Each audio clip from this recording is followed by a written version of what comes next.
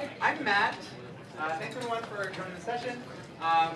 This one, we're really hoping that in the other sessions you're going to be focusing on better understanding your organization's data or the domain you work in, the requirements that you might need to do data science, to understand how you elicit well-scoped projects from amorphous problem areas. This session is really about helping everyone build a better mental model for mapping the data and the problem to potential data science solutions. How do you link the three parts of that chain together so that you can come up with a project that you guys can do locally or with partners, etc. So we're going to do this with lots of examples and try to avoid buzzwords as much as possible. As everyone knows, right, we're kind of in a data science and machine learning moment. It gets everyone really excited. It's trending apparently, even though we were able to show it, right? And we're starting to see these words be associated with things that are starting to permeate our lives, right? So data science, machine learning is detecting cancer, it's driving cars, it's beating us at our own game, and somehow even Netflix knows that I secretly want to watch Princess Diaries 2, a hit song, Breakaway by Kelly Clarkson, even though it's not in my queue, right? It's creepy, and yet it knows that, right? And it's even doing things that we thought were impossible, or at least a long way off, right? This is AlphaGo beating the Go champion of the world. Although I think if AlphaGo went up against Youngjin Kim, is Youngjin here? He's the resident Go champion, so maybe he would give it a run. That's funny. And so, right, you have folks like, just pick a random person out of a hat and go with see what quotes they have to say. I'm convinced there's a new architecture emerging. And here you will see machine learning do many things better than humans have been doing. Right? And so, it sounds exciting, it sounds intimidating, it's scary, but regardless, we're seeing most of the activity and the work around data science and machine learning focused on things like playing Go, driving cars, and getting people to click on ads. And so our work in this room, collectively, is figuring out how we can take that amazing new emergent technology, as well as a lot of stuff that we've been doing for years, or that industry has already been doing for years, and apply it to a broader set of problems, to things that really make people's lives better and serve the most vulnerable population. And so that's our project, right? That is our collective project. And that is something that we set out to do in a small way, 4 years ago. How do we get more of our types of problems being solved by data science? In the process of doing that, right, and in the process of starting to talk to organizations like a lot of those that you represent, and understand the problems that you're working on and how they might map to some of these more advanced or not so advanced analytical solutions, we started to hear two kind of themes emerge. Right? One is this impression, because of all the things that we hear in the media, that data science can do the impossible. Right? That's the default setting of a lot of folks we would go and talk to first. That if some magical, I just need to get some magical algorithm, and then no one will be homeless. And that's great. And this, right, thankfully some consultants have thought of this before, and this is one way of characterizing this is that maybe as a community, some of us are at the peak of inflated expectations around data science. But the other, right, is this misconception. And data science is impossible to do. That it requires a big group of PhDs and a supercluster in order to do anything useful, and so we shouldn't even get started. There's nothing we can do. It's far beyond. It is something that is reserved for only the Googles, the Facebooks, and the NSAs of the world. And that's also demonstrably false, right?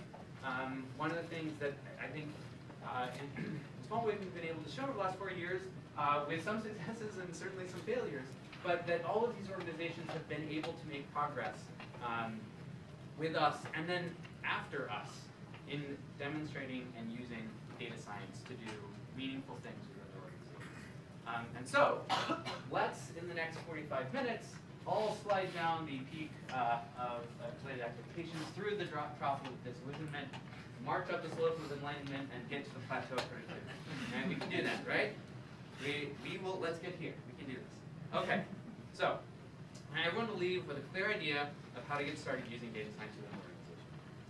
Small goal. All right, so it helps to at least get some definitions right. What is data science? And all of this is arbitrary. Who knows if this is actually the definition of data science? But here's a working definition that maps to some of the key types. Science, it's the practice of turning raw data into valuable insights that enable informed action. Right? We're going to work with that as a working definition. And the things to focus on here is that most of us have this, right? One of the biggest challenges is figuring out what these are within our organizations, what actually matters as useful information, and how does that map to something that some human can actually do? Right? What are our levers of control? That's really, really important. Okay, so what is data science good at? What types of actionable insights?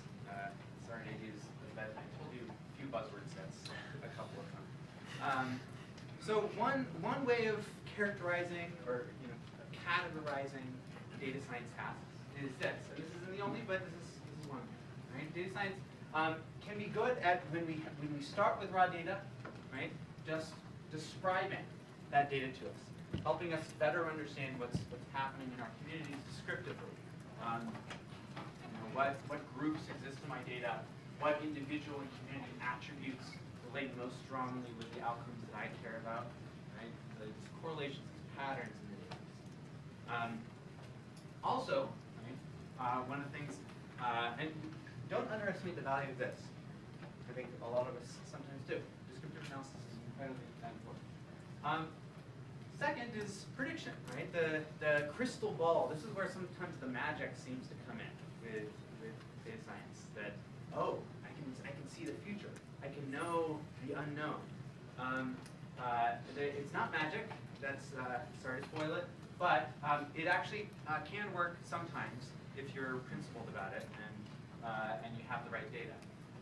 And it works in a lot of settings, helping predict risks. You'll see that in a lot of the examples we've talked about, and you'll see over the next 2 days. There's a lot of machine learning tend to be good at getting you some notion of relative risk within a population. Things like which of my students are most likely to drop out of school next year. Also, it can be helpful in drawing attention to things that are different than the things that are the same.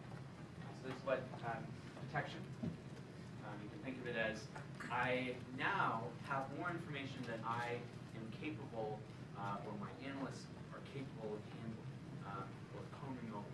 The spreadsheets have gotten too big. I need some way of focusing my attention on the things that matter, the things that have changed, things that have stayed the same. And so this is something where methods within data science can be very, very helpful. Where are there unexpected changes that indicate my community is struggling? Help me draw my attention to that. And then, certainly lastly, I actually want to know whether what I'm doing or could do is working. And so, another thing that broadly fits under the realm of data science is the ability to evaluate causally whether something, whether some action that I took or some set of actions that someone I funded took made an appreciable difference in the community. What survey format is most effective in getting people to respond, or getting individuals to click through this site in order to donate to my organization. Okay, so that's one potentially useful taxonomy about how are folks doing? Any questions, concerns? Anything we're missing from these? In your experience? Matt, is there a way that, to think about what data we're missing in order to answer these questions? Is that something that data science does as well? It kind of points to the holes in the in what you're collecting? It would be great if we had some algorithm that could tell us these are the known unknowns, right? Like, right. That's what I'm looking for. Yeah. That's a good question. I can't think of something that's where domain expertise, and we'll actually get to this next, because I think this is where maybe part of a quality process in terms of depending on what you do with the data subsequently, and then measurement and after the evaluation part, you know, are you finding it? You go back and review it all, sort of maybe go back to the beginning for the next round. Yes. Or a constant stream evaluation. So I would say the way that that's discovered is actually not algorithmically, but through the ethnography of data science. Right? It's the fact that most of what we spend our time doing is talking to people, not talking to computers. Right? And it's in the talking to people that you figure out what is knowable about this population, what do we have, what don't we have, and when you start to see if I'm wanting to predict something about a population, and I see I'm not predicting very well, right? You start to think, what am I missing? But it's much more, at least in my experience, a much more qualitative process. Are there any folks who know of or come up with a magical algorithm that tells you the things you don't know you should?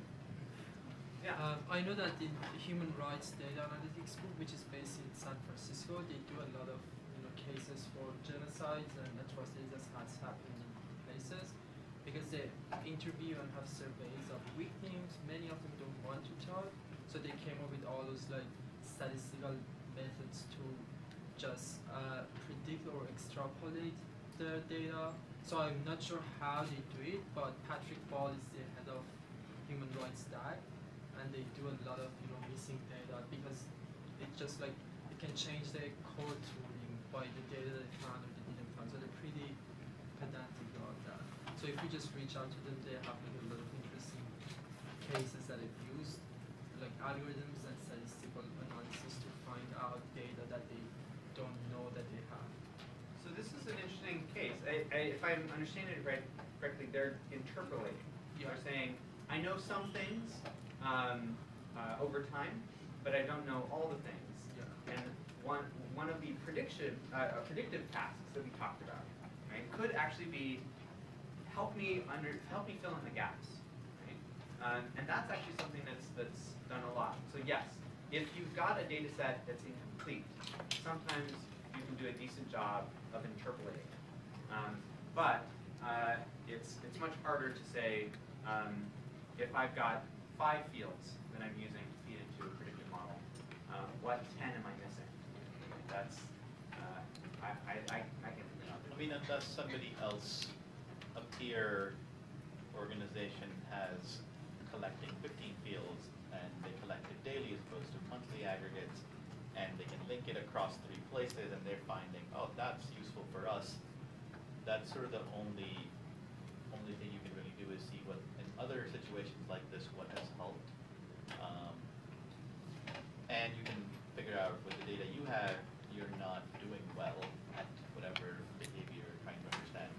So you can figure out the gap, and you can look at peers to see how they fill that gap.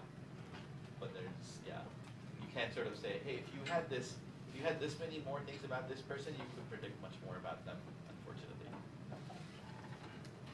Go ahead. So just people should have Rubin's potential outcomes framework. Like that was drilled into us. That's always the starting point for any empirical question.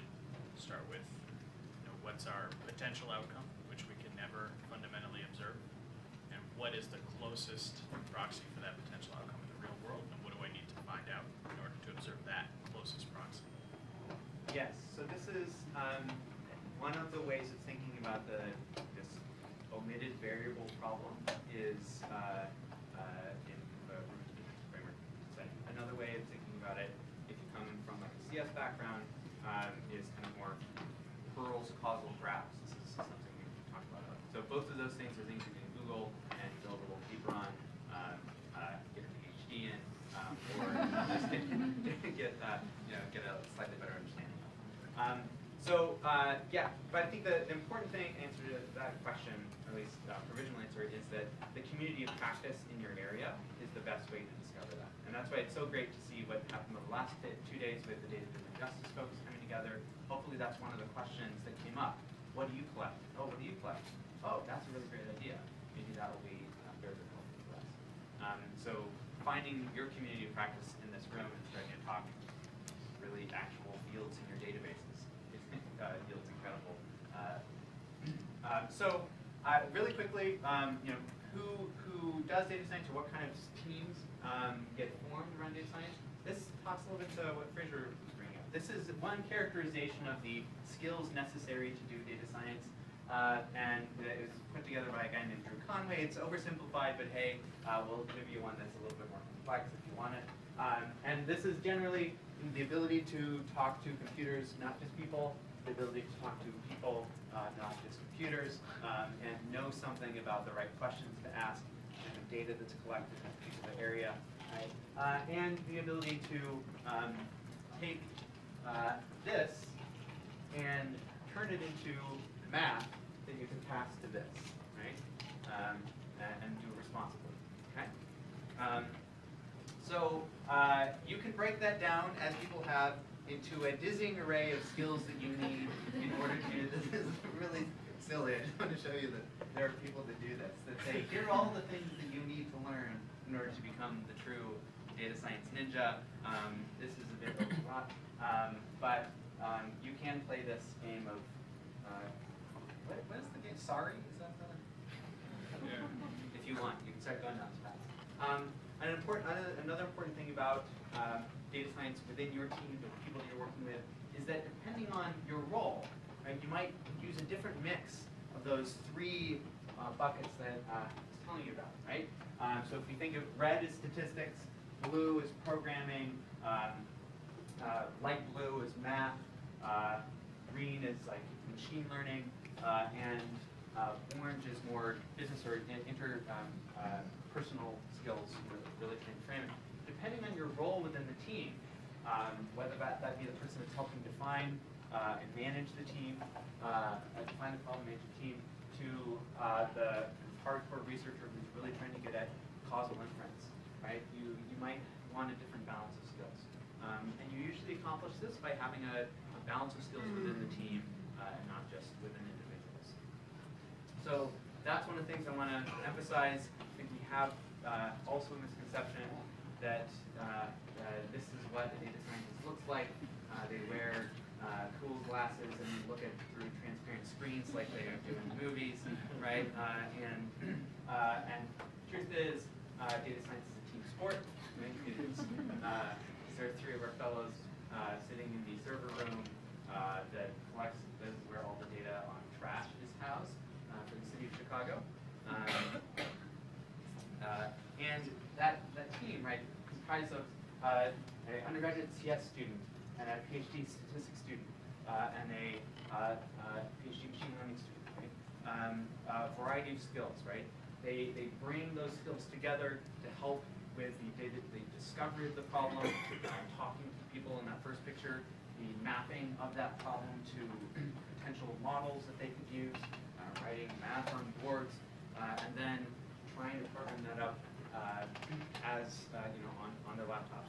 And that is all of those things are done in teams. They're done together because the shared expertise is what allows them to solve the really, really thorny problems that we face in our domains.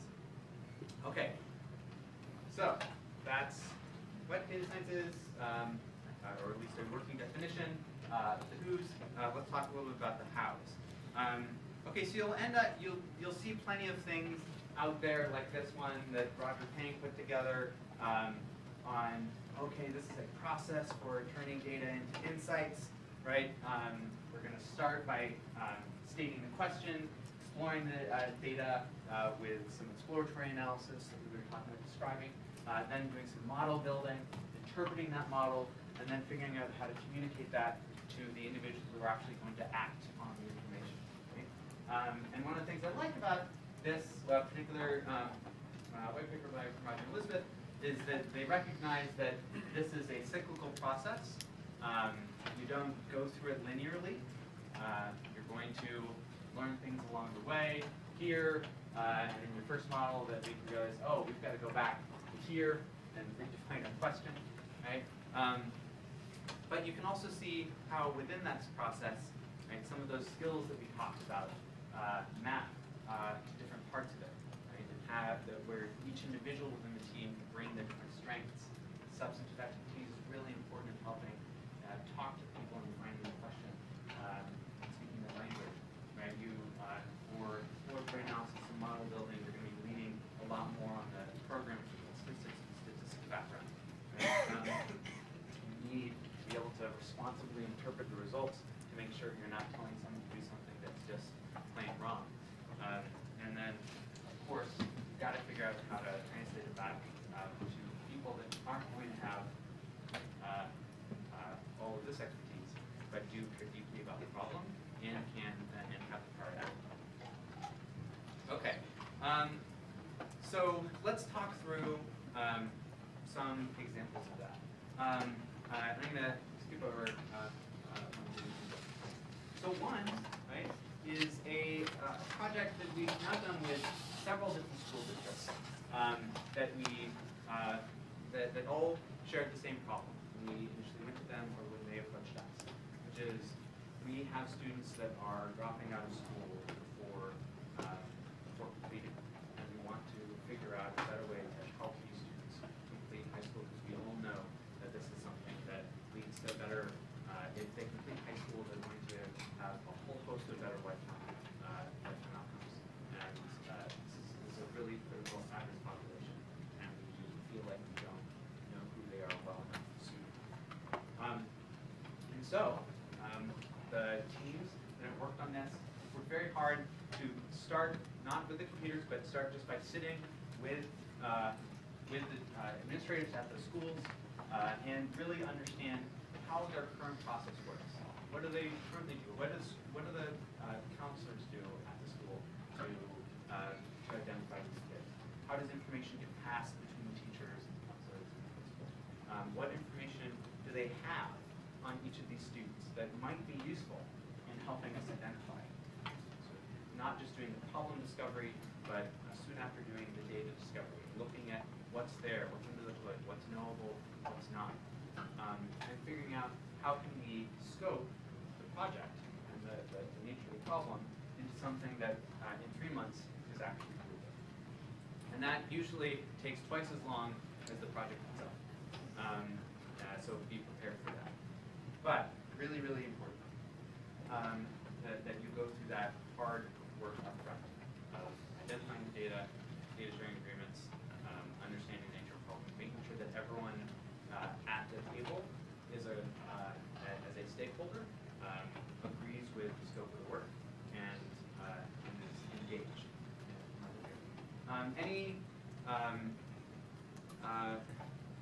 Any thoughts or comments from folks who've worked on the education projects about the initial stages of doing this type of data science project with educational institutions?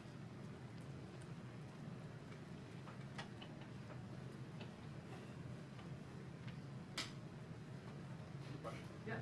How do you pick this question out of all the possible things? How does a district superintendent know what data science can or can't solve?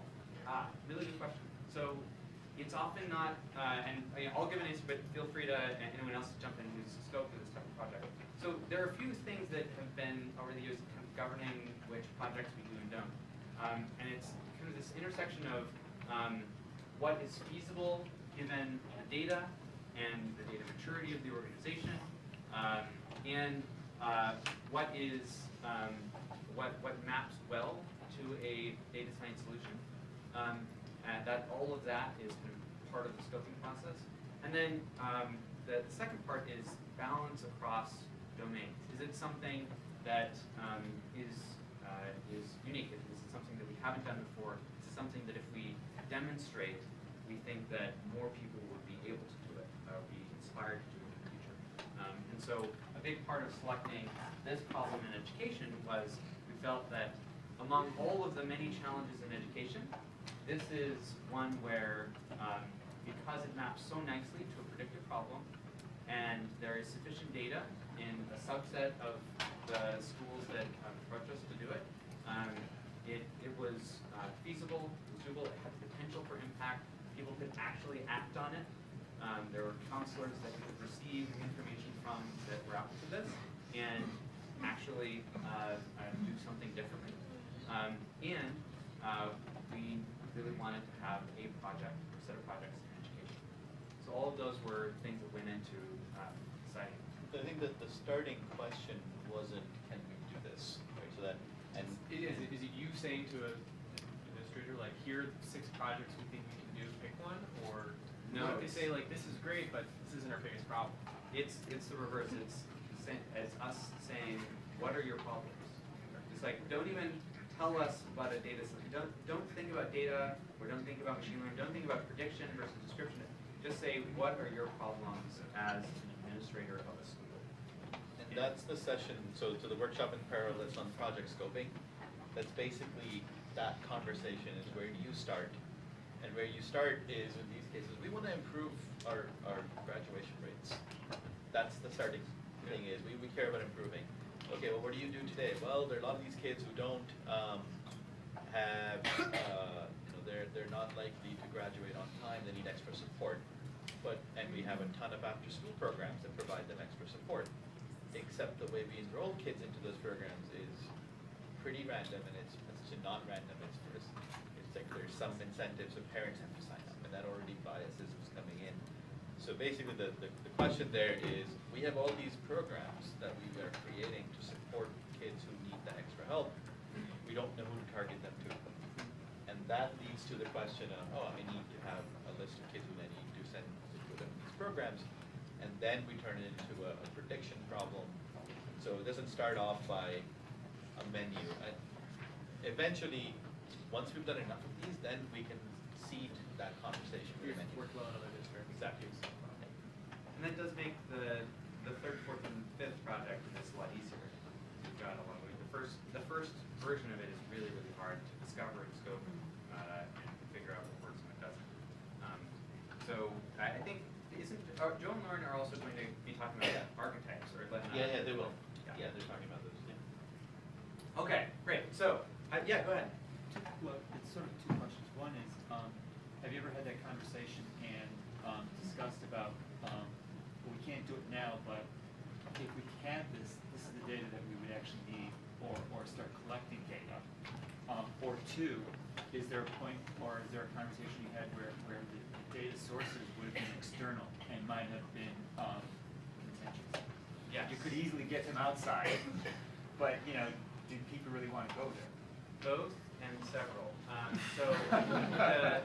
So we've averaged about 100 potential projects each year that we work, that we talk to, and scope, and we end up with 12. And a big part of that isn't, oh great, you're all wonderful, everything would work. We just have to randomly pick 12. It's that most of them don't have the data they need, or because it's not collected anywhere, so they need to start collecting it, or they can't get the data they need because the other administrative entity is not going to share it. And I'd say that's probably those are the 2 main reasons why projects fall off. And that is the third workshop happening in parallel, which is what data do you need in order to solve certain types of problems, and so that's, thanks for priming all of those. Curiously, do you still engage though, or they come back to you? It's like come back to us next year. You're going to work on this project, or do you engage as far as the collection? Because that could actually be sort of a meaty project in and of itself. It is. I mean, honestly, the challenge we face is our capacity, right? So the reason we're trying to do these workshops and putting these things out is so that other people can help us do that. Because 90% of the organizations we would talk to would not have the right data to work on these types of projects. And so motivating, you also can't say, get better data. Right? You can't even say, here's data you need, because they don't know what can be done with that data. So you kind of have to say, for these types of questions, you need this type of data. And it's not just, what type, it's how often you collect it, what level of granularity, how often it's updated, how correct it is, how connected it is, how linked it is. So that's all that stuff, yeah, that's in the third workshop. The other thing, the answer to that is a lot of school, coming from a school district, they don't have the capacity to do the work. They don't have the staffing, they don't have the people available to do the work that needs to be done, which leads to your organization. But even back to your initial question of identifying at risk, there's so many components in that. Right. To your question is, you deal with high school kids, but really, time that this kid gets to be a sophomore, it's almost too late. So there's all these different components, and to answer that, so there's all this, that as a district, we can work on this part of it, but we need some help identifying some of the other areas. And then that's where organizations like this come in handy, well, come in handy, that sounds silly, but or have a value to it, because then you have the capacity to fill in those missing pieces that you can't do because someone else can do it for you. I think we would love nothing more than to come in handy. So Yeah. that's great to hear. All right, so great. How do you get started, right? So the other workshops we're going to talk about, a big part of that is just knowing yourself, right? And knowing the organization, the people who serve as the beginning of all problem solving. So you'll be talking through the data maturity framework. Big point is that yes, you can do it, right? You're going to be talking about scoping, figuring out how to go from problem all the way to a well-scoped project, and you'll be going through that. So we'll skip over the defining the problem and scoping, and get to mapping it to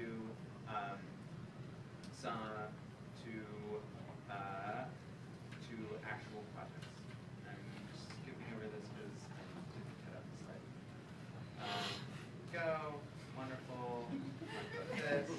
Blah blah blah. Great. Okay.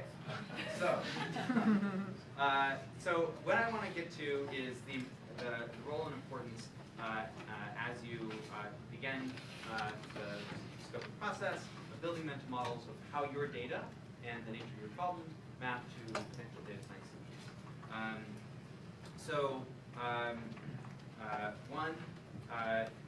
One important thing is to know, do you have enough to do the kind of problem that you're wanting to do? And we had a project posed to us by a potential project partner who was wanting to predict lending, discrimination in lending. And they said, yes, we've got every loan application in America and people's race, ethnicity, and gender. And we are so excited to do this project with you guys. You're going to help us predict which lenders are discriminating. And I said, great. So in order to predict lending discrimination, we need some examples of prior lending discrimination so that we can figure out what patterns in the data are predictive of that. Okay? Very straightforward. This is an important mental model to have. For predictive tasks, almost always, we'll talk about one exception, almost always you have to have lots and lots of, or a reasonable number of prior examples in order to do that. And we said, how many prior examples do you have? And they said, well, over the last 15 years, we've got 25 Department of Justice cases. And it turns out they only had a few fields for describing each of these loans, and you could not uniquely identify these 25 cases in the data at all. So there's not, your algorithm isn't going to give you anything magic out of that. Right? If a human looking at it can see these 25 cases are no different than 50 other cases in the data, the way it's described. An algorithm isn't going to give you anything.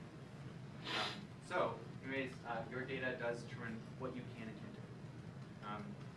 So we had to say, we had to tell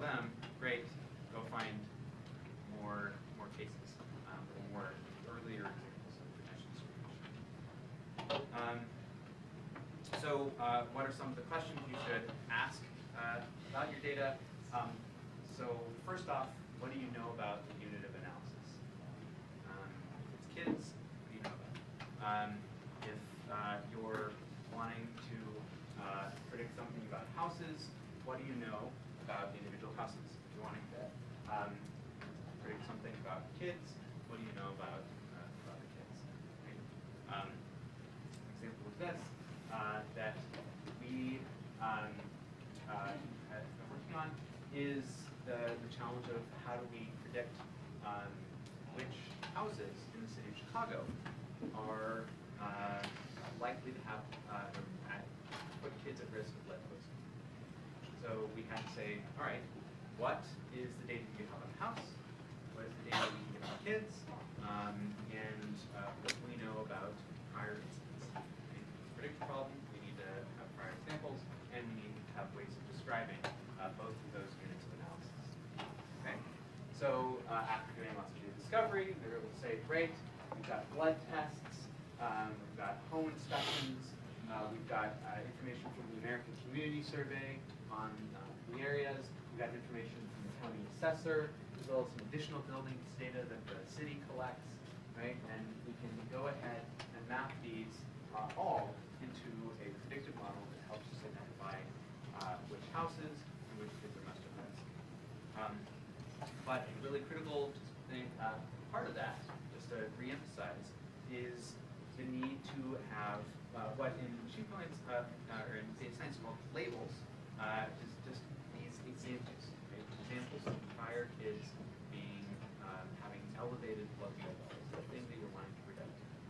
And whether or not you have these determines what part of that four-quadrant data science taxonomy you can do. If you've got some prior examples of the thing that you're wanting to predict, then you can do something called supervised learning. You can go ahead and try to predict future outcomes or risks within these solutions. If you don't have labels, you then are relegated to the world of what's called unsupervised learning, where you can more focus on patterns within the data. You can start to see what are some of the associations. Yes.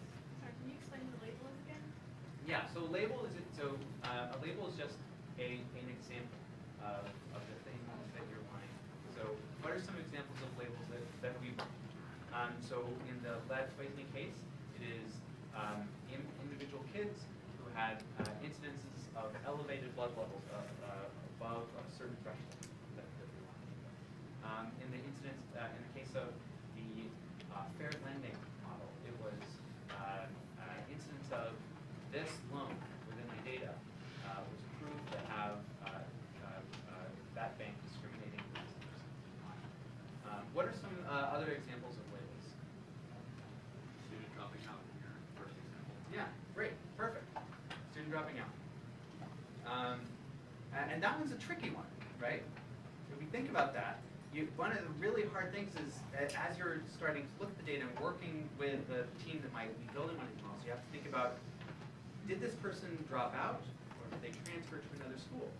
Because one is in some cases, some school districts don't actually have, that can't distinguish between the two of those two things. And in some cases they do, if they've done a reasonable job at figuring out how to distinguish between those things.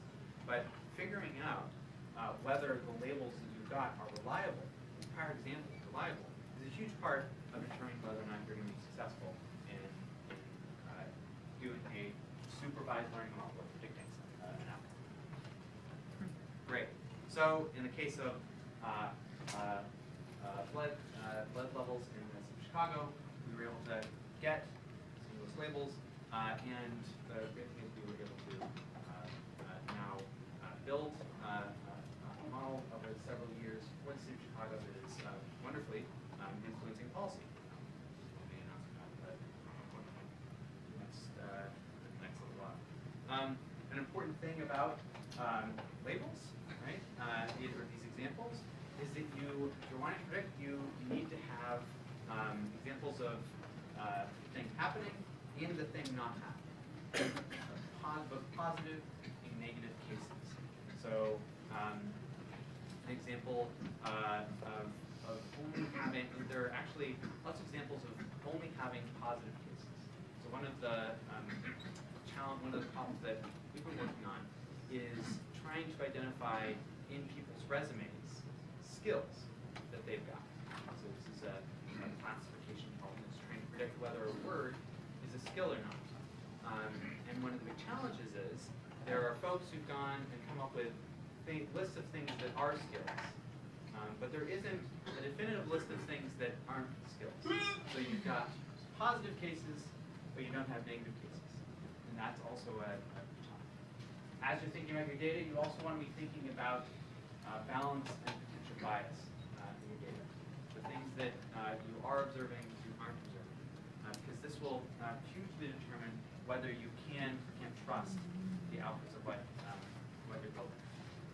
And an example of this that just happened a few years ago was something called Gorilla Gate, where Google was really excited to roll out their new amazing machine learning model that could go ahead and label your pictures with things like airplanes and skyscrapers.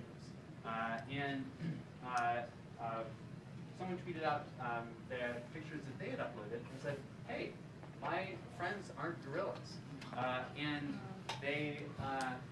this was a huge issue. And they said, "Wait, what happened here?" And they looked and realized, okay, turns out most of the internet, or a lot of the internet, is skewed towards white males, right? In terms of labeled data, their labels were predominantly white, and so the inherent bias in the data that they fed into the algorithm led to bias in the outputs, with a huge problem with the outputs. And you have to think about and understand how that works in your case. Yeah, there's a very similar problem with, I don't know what brand of cameras. There's a brand of cameras that was detecting people squinting and wouldn't take a photo if people were squinting. And so it wouldn't take pictures of a lot of Asian people. And again, there was the same bias of white training data. And one of the things we did spend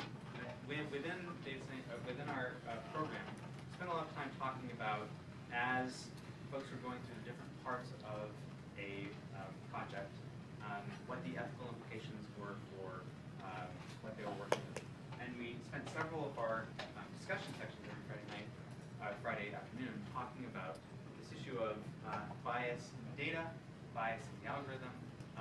And so the most important thing for you as you are, again, getting started as a community on your first, second, or 10th data science project is that this should always be top of mind. You should always be sufficiently skeptical about the outputs of the model if you haven't thought deeply within the team about what the inputs are and choices that you've made along the way to subset your data in particular ways that might be biased.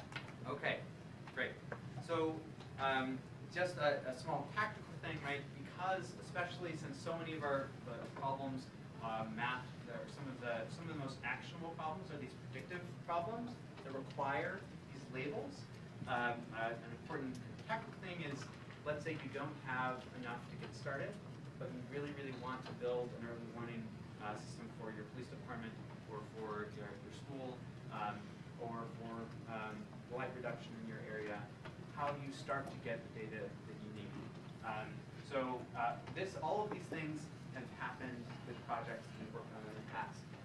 Sometimes people have been really enterprising and dug around in different databases and found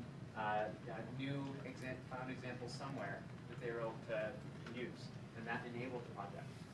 Sometimes you can, I think someone mentioned, find a proxy, something that is close enough to the thing that you're wanting to predict that you do have. You can start a new process for collecting information that will allow you to eventually, in 6 months or a year, have the data that you need in order to build longer. Sometimes you can go ahead and just manually put things in. You can look at a file or an individual and be able to tell something about them that you're wanting to predict. You can also have other people do that for you. using Enter.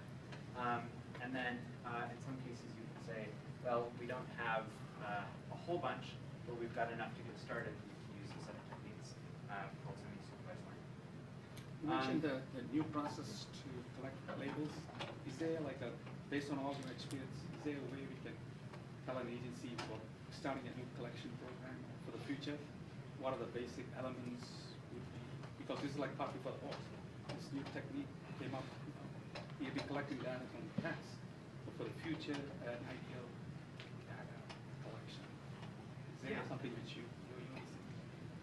Yes. So one of the great things that should come out of any project scoping exercise, when you're saying you want to do a data science project, and it can either be something where you see something someone else has done, right? Like this, like an early warning system for students, and you say we want to build one of those for our school district, and then you do the initial discovery internally to figure out what you've got and what you don't have, or you start with the problems and figure out how it might map to one or many potential data science solutions. Regardless, the main output of that scoping project, scoping process, should be here are all the stakeholders we need to have on board.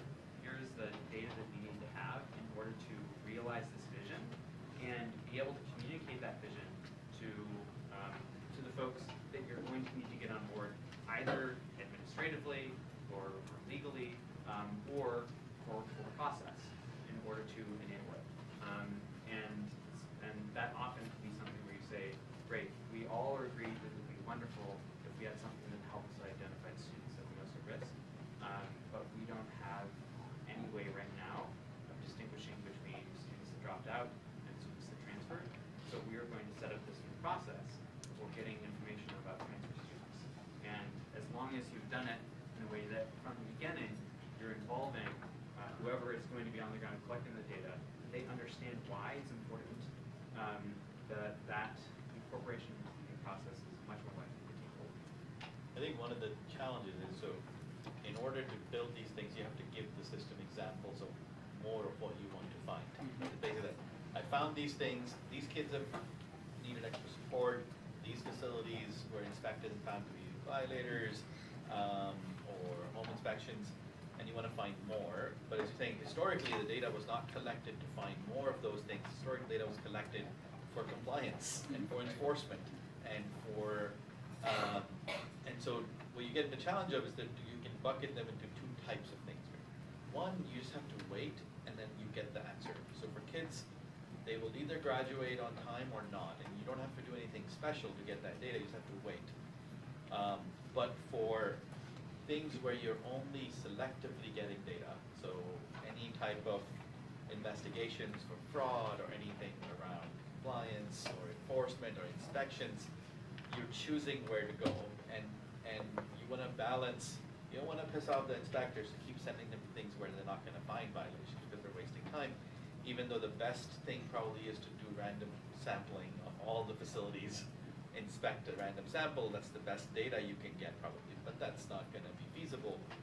And so I think the thing to think about is how much can you budget for that, right? Because you can go and find, if you wanted to find all the facilities that might be violators of a certain thing, or all homes that might be code and violations, you might do really well there, but then your model doesn't really, your system, your data science system doesn't really work very well because it kind of learns one type of thing and then that's it, that's all it knows. So you need to give it some diverse data, but that diverse data comes at a cost. And so I think what we want to get to the point where a lot of organizations, governments and nonprofits are at a point where they're budgeting for that extra effort. We don't only want to go and find places where we know what's happening, but we also want to go explore and get this data at an additional cost because it's going to be worth it for the long term. And I think that's where we kind of be able to create a business case for that, almost that insurance policy of being worth it in the long term.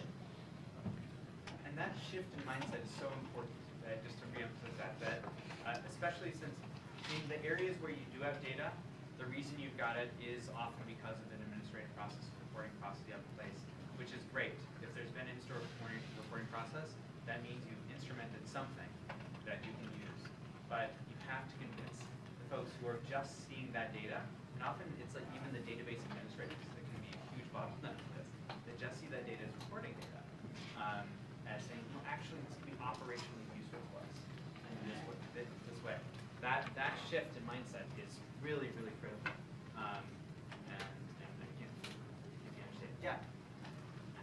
Building off of Red's point, I'm curious about how you flesh out the quantitative aspect of qualitative information. I'm not a technologist, and I'm struck by things like the predictive analytics model for the CPE, which was supposed to triage cases to positive policing, and instead was police support, and instead ended up being utilized as a tool for racial profiling and increased enforcement arrests discriminatorily and on a racial bias. So that I carried me with that very heavily Right. in me, and so as I listen to you talk, I'm thinking about, or building violations, which is very much about corruption and the bias of a small number of inspectors and their often fraught choices of which appointments they show up to and not show up to. So I'm just curious, because I experience these issues on a very different level, and so how do you meld that with experiential knowledge of the complex, nuanced reality with the kind of quantitative data, meta-level analytical tools? So I don't have all the answers to this, but if other folks do, please chime in. This is such a critical issue, and I think in the work that we've done, part of it is in continuous conversation with the partner, helping to recognize not only the good ways that we all intend the models to be used, but the potential harmful ways that they could be used, and building it from the beginning.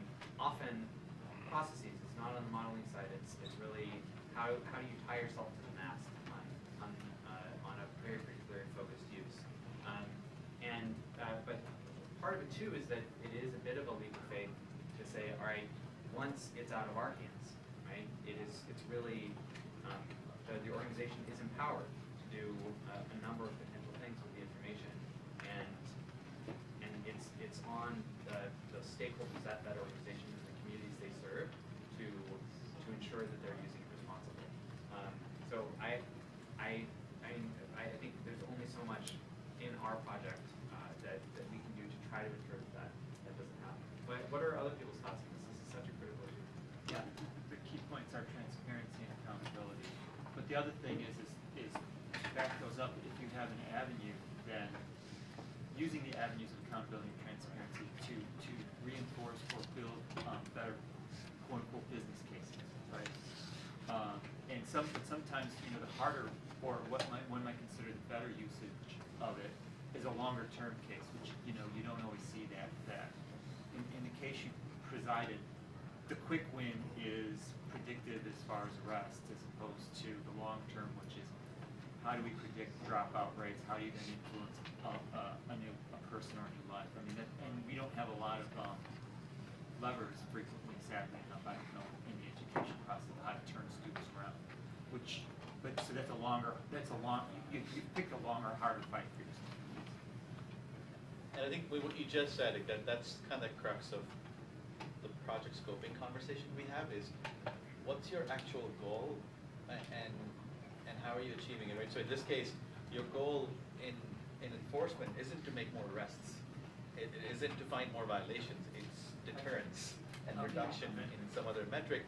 But because we can't really measure that, or the organizations who enforce it can't really, and so they pick a proxy that often results in bad incentives. But I think transparency is one way we're pushing for. Is everything we want to do is make sure it's public, it's open source, so that it can still be abused, but everybody knows that it's capable of being abused, so they know the capacity and the capability of these organizations. And then sometimes it's unintentional. So there are malicious organizations, but they're also just clueless, and at least helping them think through what are the negative side effects of good, well-intentioned, and then the policy. I think a lot of it is policy regulating the uses of this, as opposed to, you can't control what people can analyze, but you can certainly control what actions an organization takes as a result of this. So I think that's the way we think about it very much, is let's put fences around it as opposed to not do it in the first place. So just to, I think it was great to have a robust discussion as we did. We certainly didn't get through all of the content that we were hoping to, but that's totally fine. I want to wrap up on this particular point, and that is, is actually building off what you're just talking about. Every one of the projects that we've done in science for social good has been an intensely social process. And I think that's one of actually the distinguishing features. It's not just something that you do within one company or one organization, right? It is nesting and inclusively building the work that you're doing inside of an existing ecosystem of actors who care deeply about the outcomes that you are trying to influence, about the data that you're collecting, about the algorithms that you're building and how they're good, and the process that you set up in response. Right? So it's not just this relationship between maybe a government agency and a university, right? It is often much more complex, right? It is a multi-stakeholder process, and every single one of your organizations live within this kind of data and outreach ecosystem. And thinking about your project within that context of that ecosystem is critical for partners that you can do to help build it and implement it, to the folks who are actually going to be on the ground acting in response to the data, to folks who may be actually funding the work. Right? All of these are critical stakeholders to the work that you're doing. And so that means, right, that a big part of doing data science for social good is the critical skills. So we've talked a lot more about labels and science and data science and machine learning and computer science context. Most of the work, right, a huge part of it, and the part that you'll make, I think, the biggest difference in, is the ability to connect people and organizations, the ability to lead cross-sector coalitions, communicate clearly and sell the big vision for what you want to do to a variety of different stakeholders. A lot of patience, persistence, and perseverance. All the projects that we've gotten close enough to actually implementing have come so close to death on so many occasions. They've only survived because of the patience and persistence of multiple people within government, outside of government, on our team, on other teams, to push them through, right? And the ability, especially in the government context, to see the opportunities through the risks, because our institutions are set up to reduce this and not maximize this. And then this last piece, what you're hitting on, the openness benefits all of these stakeholders. Openness about the algorithms, openness about the process, openness about the actions that you might be able to take. So, great. Thank you all for participating in the session. Enjoy the rest of the morning.